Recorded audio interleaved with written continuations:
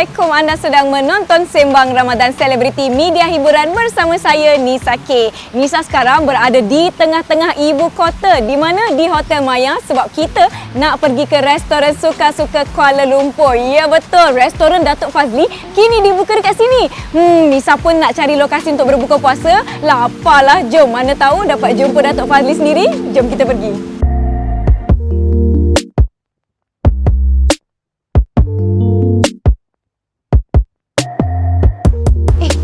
Macam Datuk Fazli lah. Jom kita go. Assalamualaikum. Waalaikumsalam. Datuk Fazli. Apa khabar? Sihat? Sihat, Alhamdulillah. Datuk sihat? Alhamdulillah. Lamanya tak jumpa. Betul Kenapa lah. Datuk makin handsome, makin sikap bergaya ni? Sebab nak mencari seseorang seperti ni Sarah. Allah, untuk meneman hati yang kosong. Risaulah saya.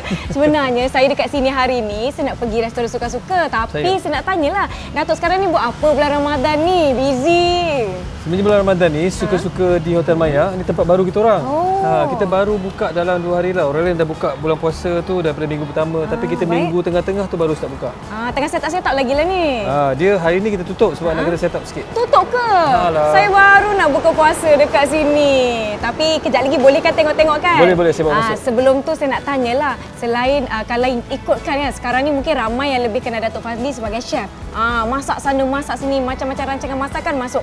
Tapi ingat lagi tak macam mana mula-mula dulu Datuk Fazli menjebakkan diri dalam bidang nyanyian? Sebenarnya saya masuk pertandingan macam-macam pertandingan nyanyian. Antaranya Asia Bagus, kemudian ada pertandingan nyanyian di kompleks-kompleks. Baik.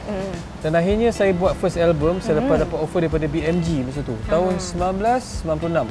1996, saya baru umur 5 tahun. masa Jangan tu. kira umur saya berapa sekarang. Saya masa tu 18 tahun. Okeylah, sekarang ni kita tahu kebanyakan aktiviti Datuk adalah memasak. Tetapi berbanding bidang nyanyian dan bidang lakonan yang pernah diceburi, mana satu yang lagi Datuk suka? Sejujurnya saya suka kedua-duanya seiringan. Saya gemarkan nyanyian dan masak. Tapi kalau lakonan, hosting tu nombor 2, nombor 3 lah. Baiklah. Mana tu ada job nanti kita berdua berlakon ke? Nyanyilah. Nyanyi? Suara saya tak sedap. Tak apa, nanti kita test sekejap lagi ya.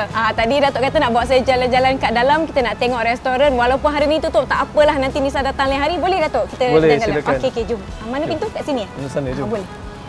Macam biasa.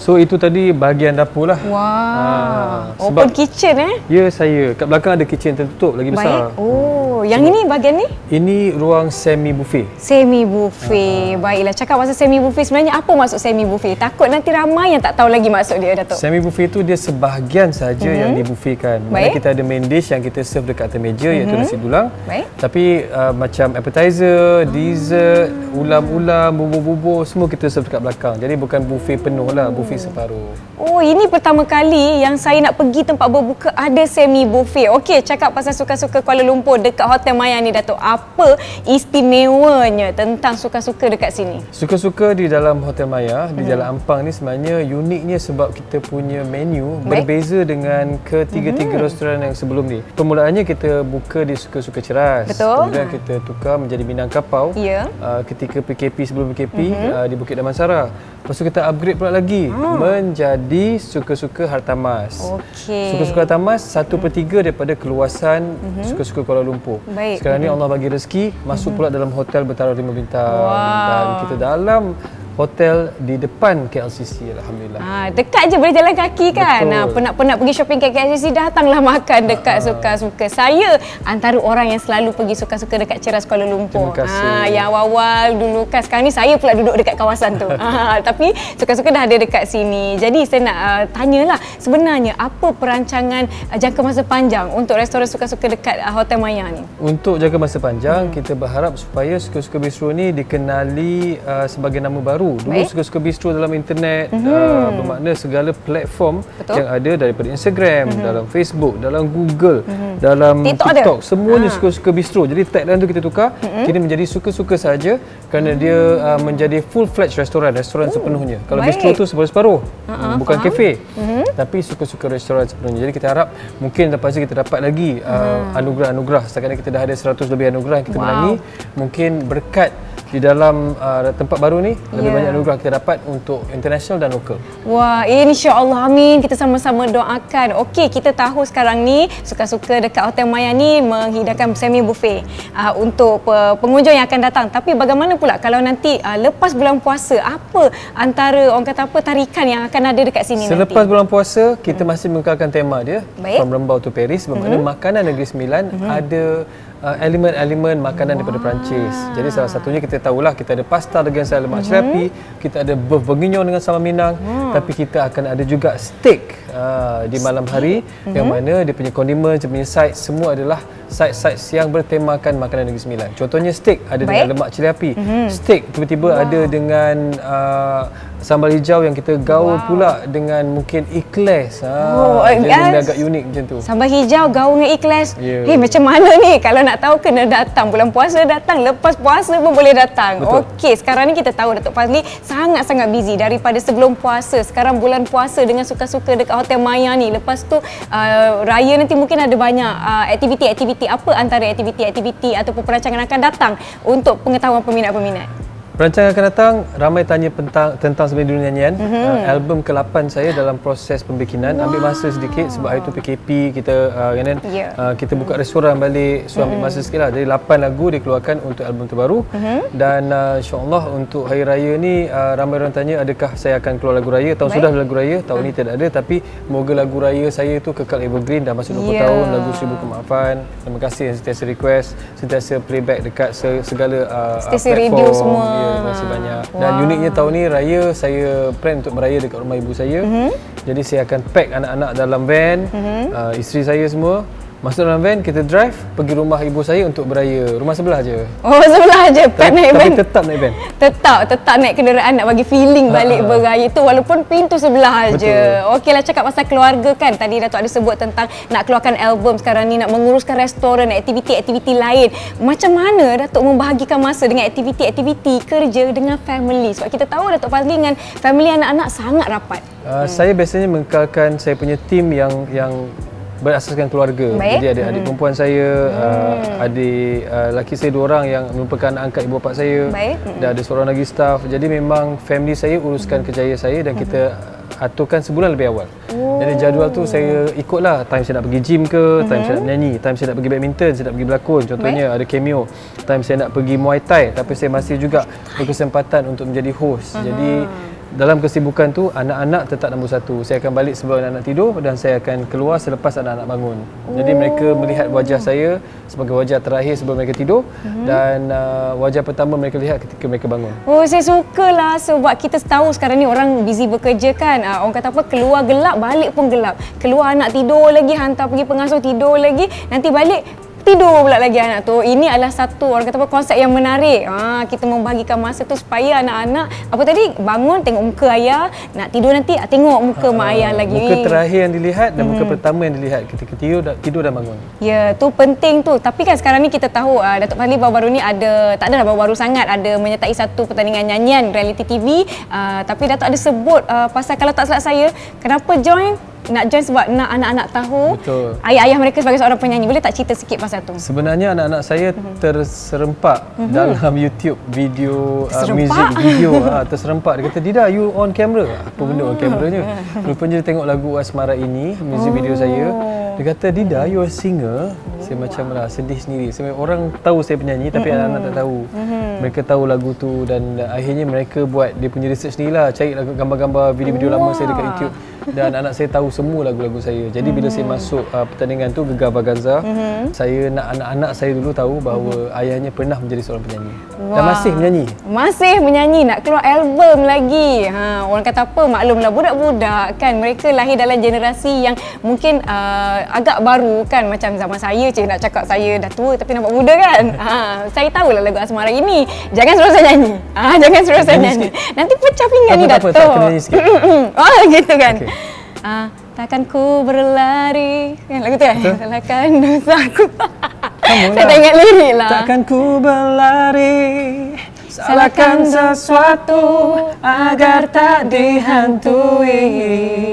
Oh dosa-dosaku dan sememangnya mudah untuk ku lepaskan. Saya malu, saya rasa muka saya ni tak mana ni, penonton semua tengok. Okeylah, sebenarnya saya ada sesuatu nak tunjuk dekat iPad, tapi jomlah kita duduk dulu ya. Lama pula kita berdiri sini. Jom.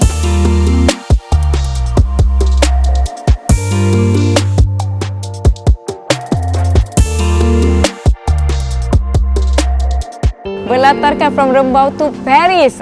Dan di tangan saya ni Dato' ada iPad yang menjadi ketakutan tetamu-tetamu saya. Sebab apa? Sebab saya ada kejutan. Boleh Dato'? Boleh. Okey, kejutan yang pertama. Tak sabar kita lihat. Ceng. Artikel tahun 2004 yang menunjukkan walaupun bergelar anak seni tapi tetap mementingkan pelajaran. Orang kata apa, menimba ilmu tu biarlah sampai ke negeri China. Boleh cerita tak sikit Datuk pengalaman belajar di luar negara? Itulah, saya memang selepas SPM saya dapat beasiswa. Baik. Ada 4. 4 beasiswa. 4 beasiswa sebab saya nak belajar undang-undang atau architecture, tapi yang dapat adalah accounting dan finance. Jadi saya pergi banyak tempat lah. Saya belajar di Australia sekejap, di UK ada, kemudian di New Zealand yang lama. Baik. Kemudian bila balik tu saya masih menyanyi. Rambut panjang lagi, cabi dan tak salah saya. Sabar, ada gambar rambut panjang tu. Saya pernah menjadi cover media hiburan beberapa kali. Dan ada satu cover tu yang saya tak boleh lupa, masa saya di London menguruskan konsert tak salah saya. Itulah, media hiburan banyak memberikan kenangan terindah. Cakap pasal menyambung pelajaran ni kan, sekaligus orang kata apa, tutup mulut lah. Ada yang mempertikaikan kredibiliti Datuk Fazli. Dia ni chef ya ke, chef-chef buatan ke? Ada yang cakap macam tu. Apa kata-kata yang biasa Datuk Fazli macam komen bila orang bercakap begitu pada Datuk Fazli? Saya dah 10 tahun dah jadi tukang masak. Ada je mulut-mulut netizen. Dia ni chef ke? Dia ni tukang masak ke? Padahal saya dah belajar jauh, dah menang macam-macam anugerah. So kepada mereka yang mungkin masih tak tahu yang saya ni chef, saya rasa dia mungkin bukan katak bawah tempurung, tapi dia tak ada wifi kat rumah. Mungkin informasi tu tak sampai lagi dekat dia kan. Sebab konten memasak Datuk Fazli ni dah merata-rata tempat. Restoran dah 4 kali buka. Yang ini yang terkini dekat Hotel Maya. Okey, seterusnya untuk pengetahuan penonton semua, Datuk Fazli ni dulu sekolah lelaki, betul? Betul. Sekolah lelaki. Ini dia. Ya Allah. Arcade media hiburan bukan main-main ni Datuk. SMK St. John's. St. John. Sekarang ni anak-anak saya dekat St. John pula. Wah, orang kata kalau masuk sekolah lelaki ni nakal-nakal ni. Nakal lah juga, tapi nakal dengan perempuan lah. Sebab depan sekolah saya tu konvent Bukit Nenas. Tapi saya sebab nakal sangat, saya tak kahwin dengan budak daripada sekolah konvent. Saya jalan jauh sangat, saya kahwin dengan budak Bukit Bintang Girls School, BBGS. Macam saya sebutkan di awal tadi, Datuk Fazli ni sangat-sangat rapat dengan family. Mak pun tinggal di sebelah rumah. Sampai kan orang kata Datuk Fazli ni anak emak. Salah ke? Ya nampak. Gambar ni, rambut panjang. Rambut panjang, ada. Orang biasanya dengar anak mak tu dia takut untuk kahwin dengan anak mak. Tapi kalau seorang anak lelaki bagus jaga mak dia, dia akan jaga isteri dia 10 kali ganda. Kenalah cari macam tu. Contohnya kalau isteri sakit pinggang, dia urutkan dulu isteri dia sakit pinggang. Kalau isteri dia batuk, dia pergi klinik dulu, uruskan. Macam itulah. Kalau baik lelaki tu menjaga ibunya, insya-Allah baiklah dia menjaga isteri dan keluarganya ya. Saya ada lagi, arcade ni jangan risau, banyak lagi ni saya nak korek. Okey, tadi ada sebut pasal belajar di luar negara. Kalau kita duduk kat luar negara ni mestilah ada hari-hari raya, parent kita tu pun family kita hantar makanan atau kuih raya, pernah tak dapat kuih raya hancur lebu selalu. dalam parcel? Keluarlah artikel makan kuih tepung. Ingat lagi tak bagaimanakah momen-momen makan kuih tepung tu, Datuk? Memang saya ingat saya kat New Zealand, Ibu Syah hantar kuih. Dia pack elok-elok. Tapi masa tu kan, yelah, dia punya courier tu lain. Betul, tak macam sekarang. 18 jam dalam kapal terbang, campak sampai sana. So memang kuih tepung je. Saya makan dengan sudu. Bayangkan, patutnya ada semprit, lepas tu ada ke batang buruk, memang tepung. Batang buruk tu lagi buruk jadinya. Allah. So makan jugalah. Makanlah, mengimbau kenangan. Yelah, lama tak balik Ya, Malaysia kan. alah. Memang makan dengan tepung. Syahadunya. Makan kuih dah hancur pun tetap makan. Mengenangkan kita berada di perantauan ni, orang kata. Okeylah, cakap pasal hubungan dengan keluarga ni kan. Datuk Fazli telah pun kehilangan arwah bapa sejak sekian lama. Jadi apa antara, orang kata apa, momen-momen yang memberi impak sangat-sangat bila arwah tak ada? Bila arwah ayah saya seminggu sebelum dia meninggal tu, dia cakap kat saya, kalau bapa nak meninggal, kalau apa-apa, make sure Fazli ada kat sebelah. Jadi dia tak apa, umur bapa panjang lagi. Hari dia tengah nak nazak tu, saya tengah syuting. Isteri saya call, dia kata, bang, bapa dah tak boleh cakap, tapi dia lukis dekat tangan adik je. Dia lukis apa? Dia buat huruf F. Fazli lah. So isteri kata, bang, abang kena balik sekarang, pergi hospital sekarang juga. So masa dekat hospital tu, saya datang sebab ayah saya memang dah tak boleh cakap. Baik. Tapi dia hanya tunjuk tangan goodbye. Lepas tu dia ditidurkan. Dan tak lama lepas tu dia meninggal. Jadi itulah momen saya tak boleh lupa lah. Macam mana dia melukis nama saya dekat tangan isteri saya sebagai tanda untuk panggil saya jumpa dia. Apa antara nasihat arwah bapa yang sampai sekarang Datuk Fazli ingat lagi? Dia kata kat saya, kalau saya ni jadi superhero, Baik. macam Superman ke, Batman, Ultraman ke, apa-apa lah kan. Dia kata super power saya adalah sabar. Sebab dia kata dugaan kau banyak, macam-macam dugaan. Jadi apabila diduga tu, bapak tengok kesabaran kau sangat tinggi. Jangan hilang super power kau. Alah, janganlah habis make up kita. Biasalah orang tahu kehidupan saya macam-macam dugaan. Ya. Perkahwinan saya, pendidikan saya, restoran, cemuhan, itu biasa. Tapi oleh kerana orang-orang seperti penulis-penulis di media hiburan, orang lama yang menulis memberi semangat, sentiasa menceritakan tentang kerjaya saya. Dia menyanyi, berlakon, bercinta, konsert-konsert semua dia menulis. Jadi orang masih kenal dan sampai sekarang dah hampir berapa tahun? Maths bagus tak matematik? Saya mula menyanyi umur 17 dan sekarang saya 45 tahun. Berapa tahun tu? 17, 23, 25, 22 tahun. Betul ke? Kan? Apa kata korang kira berapa tahun? Syar pula. Jadi antara majalah yang banyak menulis tentang saya adalah media hiburan. Ya, cakap pasal betapa lamanya Datuk Fazli dengan media hiburan ni, arkib kita masih ada. Tadi dia sebut ada pasal percintaan kan. Dulu-dulu Datuk Fazli ni hot. Saya sendiri pun dengar lagu Asmara Ini tu yang duk pasang sampai sekarang. Sampai suami saya tanya, lagu siapa awak main ni? Duk dengar je. Saya nak ceritalah sikit. Artikel bercinta dengan 4 selebriti. Awak Ila Sabri pun ada dekat situ, Wak. Saya tak boleh lupa poster ni. Inilah yang jadi masalah. Saya lupalah. Apa yang berlaku ketika ini, masa itu? Kita tunjuk lagi sekali. 4 artis ni, kita dah zoom sikit. Panas. Sebab tiba-tiba terkantor ada 4 girlfriend sekali. Tiba-tiba terkantor. Media hiburan lah punya kerja ni. Yang nakal tu media hiburan. Dia jadikan poster tau. Poster saya dengan 4 wanita kan ke masalah. Dah aku nak kena menjawab dengan seorang-seorang artis tu. Dia nak kena jawab seorang-seorang, Wak. Yang ni lagi satu. Maya Karin. Tapi ni bukan cinta lah kot. Kami tak bercinta, tapi antara poster yang digemari lah. Datuk nak tengok lagi ke? Datuk setiap hari makan nasi ayam. Memang favourite nasi ayam ke sampai sekarang Orang ke? yang kenal saya akan tahu saya punya favourite nasi ayam. Jadi kalau dia boleh masak nasi ayam, bawa saya makan nasi ayam, mesti saya jatuh cinta dengan dia. Nasib baik saya tak masak nasi ayam untuk Datuk. Kalau tak, saya lah kahwin dengan Datuk lah. Takut statement. Apa antara kedai-kedai ataupun lokasi nasi ayam yang sangat digemari dulu? Yang paling saya suka adalah nasi ayam Cimeng. Baik. Dia dapat Michelin punya bib tak salah saya.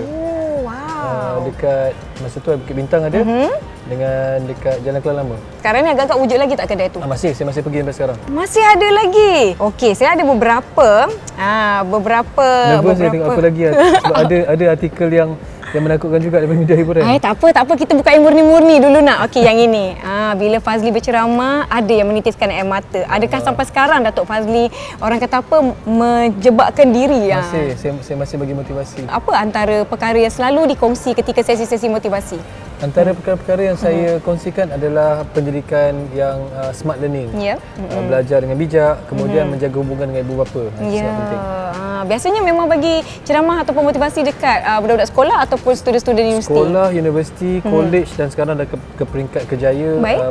Orang yang bekerja lah. Ni kenapa ni? Satu lagi, saya pernah dimaki dan diludah. Kisah apalah ni? Kalau saya korek lagi ni, saya tak tahulah apa lagi yang keluar ni. Yang ni masa saya mula menyanyi. Lagu Asmara ini meletup, tapi saya naik pentas, badan saya gempal, penuh jerawat. Saya naik pentas, saya kata saya nak nyanyi bos.